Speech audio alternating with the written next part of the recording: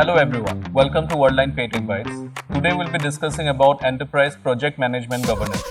And to share more insight on this topic, we have Mr. Krishnan Chari, Head of Enterprise Risk and Compliance in Worldline.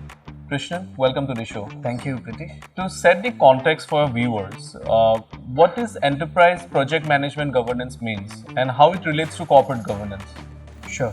So, see, if you look at enterprise project governance is actually is more or less a part of internal control framework. Okay. So, from that perspective, it is very much a core part of overall corporate governance. Okay. The reason is because when we talk about project management as especially fintech entities, because most of the product innovations, especially change management procedures, as well as service delivery, all of these are they are innovated or they are ideated and organized and delivered through a complex set of interrelationships across the various processes.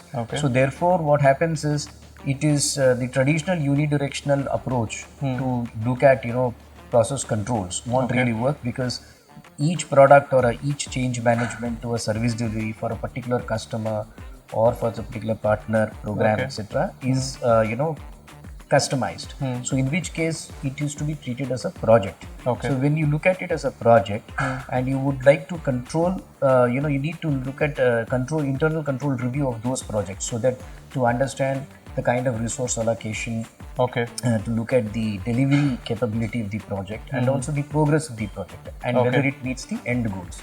So from that perspective, if you look at it, then all the project management office plays a role of both internal control framework, which is part and parcel of the overall enterprise internal control, and at the same time it is also a strategic tool. So if you put these two together, definitely it's a overall, when you look at corporate governance and corporate risk and control, this is very much an embedded part of those particular that particular framework. Okay, so why implement it, and what are some of the key components, if you can highlight for our viewers? Sure. See, from a top-down view, if you look at it, project management office is the starting point. Because every organization, like especially fintechs, which I feel that fintechs, it becomes much more a very critical requirement, because your various streams of IT itself can be divided into various processes, business and operations into different, and then every product innovation or a process innovation will need to take place with an intermeshing of all these particular specialities or space, in terms of the skill sets.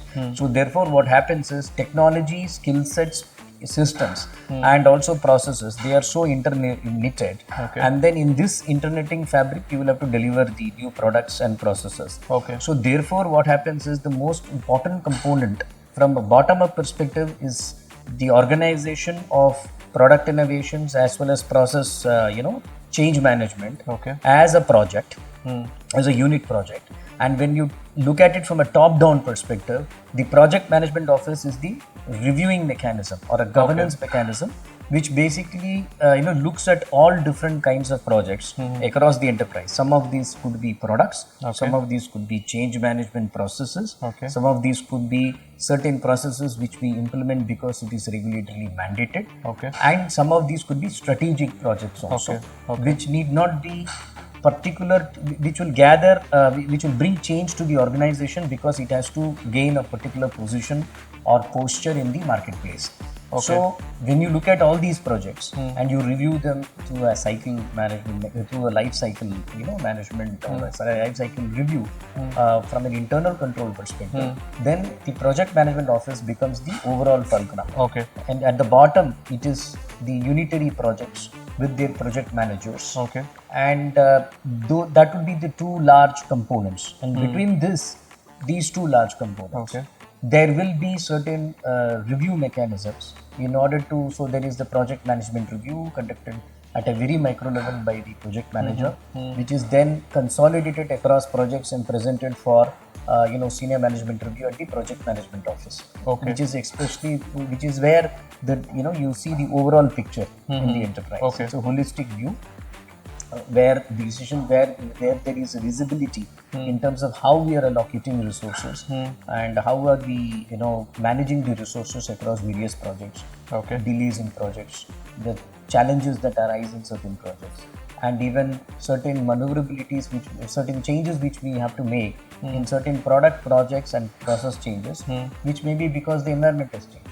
So therefore, that is the role of the project management. So these are the large components, main components of the project management. Very interesting, actually, because it's a very interesting topic, project management, because most of us don't know actually. So it's an overarching for everything, compiling everything in an organization, which helps them to come up with a more unified strategy. What I feel. So any last minute thoughts for viewers that you want to leave? See, the final thoughts from my perspective is, see, we are in a digital age, which we all are very well entrenched now, and especially in PayTech businesses, we are engaged in a market which is evolving very fast.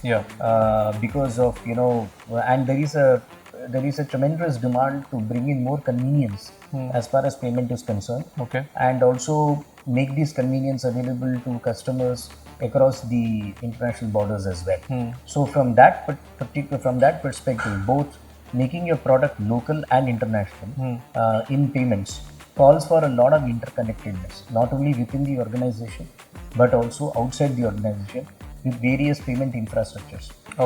Which is the reason why project management becomes very important. So unless we view, so it's a change in the mindset.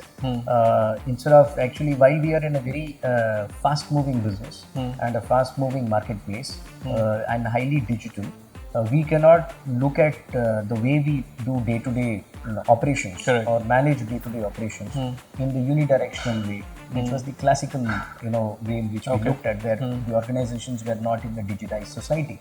So now we are in a digitized society with a business which is completely PayTech or a fintech, as you can say. So fintech organizations will have to adapt more to project management structures so that they are able to allocate resources between organizational projects much more effectively, and overall ROI as a return on investment is increased. That's my final point or a takeaway, if you ask me.